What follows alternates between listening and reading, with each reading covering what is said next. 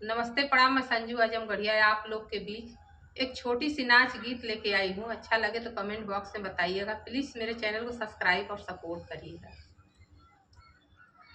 नजर लागी राजा तोरे बंगले पे, नजर लागी राजा तोरे बंगले पे, तोरे बंगले पे राजा तोरे बंगले पे, तोरे बंगले पे राजा तोरे बंगले पे, नजर लागी राजा तोरे बंगले पे, नजर लागी राजा तोरे बंगले पे।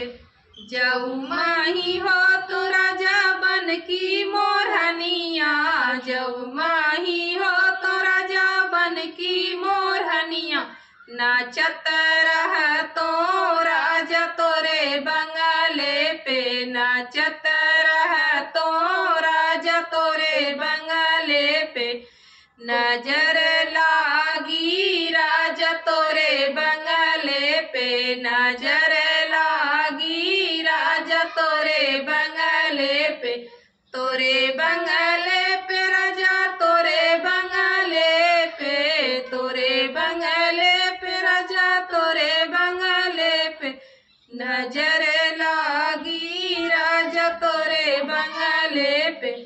जाऊ माही हो तो राजा बेला चमेली, जाऊ माही हो तो राजा बेली चमेली, गमक रह तो राजा तोरे बंगले पे, गमक रह तो राजा तोरे बंगले पे, नजर लागी राजा तोरे बंगले पे, नजर लागी राजा तोरे बंगले पे।